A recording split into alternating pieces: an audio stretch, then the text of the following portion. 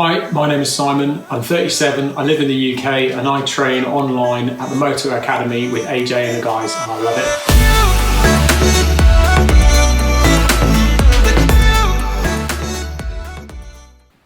Hello, Albert here, going to break down some Supercross footage before I go too long and you guys are asking what the heck is this dude doing. My dad just sent me this shirt a couple weeks ago for Christmas. How insane is this thing? This is from 1993, Southwick National. To think that they were selling this shirt turtleneck style, this thing is so ridiculously thick, in the middle of summer at an outdoor national is hilarious. So I had cameraman Cam film 2 or 3 riders in each class, 250 and 450, in a set of whoops. The whoops after the finish line jump at Anaheim 1, and then the left-hander where everyone was getting taken out 2 corners before the finish at Anaheim 1. I'm going to break these down and release them every Saturday, so each Saturday you guys will be watching videos from the previous week, just on sections that I thought were a little more difficult and breaking down technique a little bit. Before I jump into this, make sure that if you guys want to train online, go to themotoacademy.com and go into the club. You can use code MOTO to get the first month for only $5 if you want to join and check it out. I highly recommend you do. You can send in riding footage to be broken down. We live stream classes. There's a lot of really cool stuff that goes on in there. You can send your footage to Jet Lawrence to be analyzed, which is pretty amazing. Or you can go to themotoacademy.com and click the tour to see where I'm going to be teaching all of my classes in 2022. We're doing a whole world tour, so I'm gonna be everywhere. All right, hopping into this. All right, so starting off with the 250 guys. The problem with this section is you only have a little 90-degree turn coming in, so it's really, really difficult to get speed. Mosiman just hit him there really well. All right, we have Craig, who's doing unbelievable. I mean, his entry speed, if you watch Craig compared to anybody else, Hunter Lawrence hits him really, really good as well. It's all about that entry coming in. The slow-mo is what's gonna make sense of this. And the guys that come in fast are also able to keep their head forward, which is the key. Mosiman just getting them clean right there. Malcolm, not the best run coming in, but same thing, keeps that head forward, just keeps getting that drive through. This is a B or C group guy, don't know who this is, but this is a perfect example of, watch, he comes in probably 5-6 miles an hour slower and he leans back right away. So what that does is it causes the front end to start dropping, and then it causes this teeter-totter effect where it's like, he cannot, he immediately just dips down into him, knack, whoop, and he's down. What this does though is it gives justice to how big and steep these things are. All right, this is David Poley, same thing, coming in slow, leans back right away, starts the teeter-totter, rocking back and forth effect. And look at this, this does justice of how deep those things are. His bike just disappears in them. You have to have speed in whoops, and it's a catch-22, it's scary. Coming into whoops fast is scary. There's Carson Brown, leaning back too far at the beginning, kind of starts his front end dropping a little bit.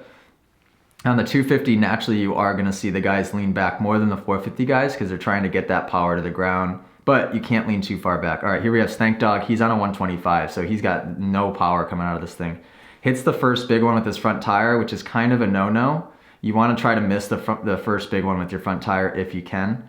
You're really gonna see Stank lean back more than even the 250 guys, although he's doing a good job. He's fighting to keep his head as close to the handlebars as possible. When you lean back, the only way to go is for you to fly right over the front. So I know a lot of people say, oh, hit whoops, you just go wide open and lean back. That's the worst thing you could do. Here's Hunter, barely nicks the first one with his front tire, keeping the bike on a really level plane because he's just hitting that top 2, 3, 4 inches of each whoop and the head staying forward. I mean, that's picture perfect. That's as good as you could hit whoops really right there. Then he sits down right here at the end, and that's to just take the weight out of the arms and to get that drive in the pocket after the whoops. Now watch Craig, misses that first big one with the front tire, and that just gives you that extra 1 or 2 miles an hour coming in that he needs. He's even going so fast that he misses a couple of these with his front tire in the middle, but he has so much forward momentum, and he keeps his head forward and his body in perfect neutral position, it doesn't matter. Same thing, sits down on the exit. The key is keeping your balls of your feet, heels dropped, knees back, and keeping your head forward. You're trying to spread that weight across the bike as much as you can. Here's Tomac. Tomac's bike the whole day looked a little bit front end low and rear end high going through the whoops. So it just looked like he was fighting for traction the whole time in the whoops. That wasn't a bad pass. It looked like, actually that was probably pretty good. Better than I could do. Sits down on the exit. Everybody was doing that. Here's Sexton, feet on the pegs, looking good. His drive-in is not that good, but my guess is because this is Savatgy on his left, he was probably afraid that he was going to potentially run in the back of Savatgy. So you can tell Chase is just kind of being conservative here. Doing a great job though. Like, Chase has the best attack position, just knees back, head forward. All right, now we have the turn where everybody was getting taken out. Barsha, lazy inside foot. Tomac, that was great. Inside elbow dropped a little bit, but at least the feet stayed on. When you watch these guys like Barsha just dangle their feet, of course they're hitting the corner extremely fast, but that inside foot's just doing nothing really. So here's Carson Brown. He's off the rear brake really early if you watch his foot, which is great. That allows him to pivot the bike with the throttle, which is what you want. Same problem though, the inside foot just dangling for no real reason. All of you guys can get comfortable leaving both feet on in these corners. Same thing, Shimoda inside foot being lazy and it drops. That is how I would recommend hitting the turn.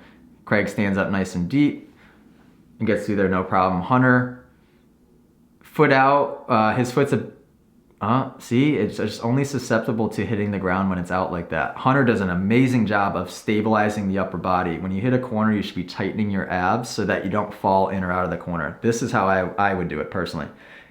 Craig stands until about halfway through. That's just to ensure that you have traction. He sits at the end with both feet on, upper body very neutral, pretty much perpendicular to the ground. Hunter does the same thing here. I think he was on just a slow cruiser lap, but that's how I would tell Hunter to try and hit the corners more on his heater laps if he could.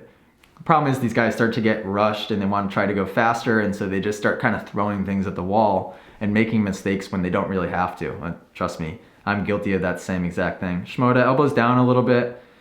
He does a good job otherwise of keeping his upper body stable even though his elbows do drop. All right, there you have it guys. Quick little video. What I recommend doing honestly is just rewinding through a couple of those clips and really watch what these guys are doing and listen to the explanation that I'm giving for each person. It's very basic stuff, even at a high level. That's what I tell people at classes is that these guys aren't doing some secret, there's no secret sauce. It's just the basic foundation, it's the basic technique. They're just able to kind of perfect it in a sense and get really good at it by just eat, sleep, and breathing motocross, doing it every single day.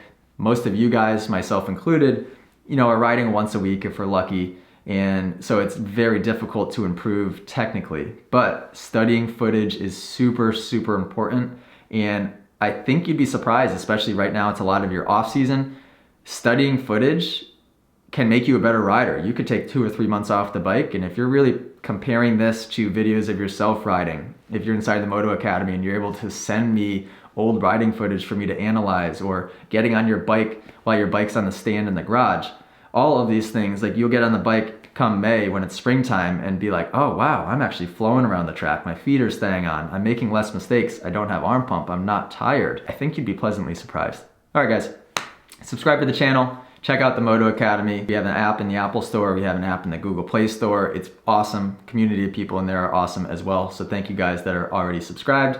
These videos will drop every single Saturday. I'm gonna tell cameraman Cam to get me a little more footage next time to use for it. And let me know what type of section you wanna see. Rhythm section, type of corner. Not to mention, you guys can tell me because I don't shoot these for 4 days until after the race anyways. So once you see the race in Oakland, that's happening today, let me know what you guys want to hear for a breakdown on whichever section and we'll make it happen. All right, toodaloo.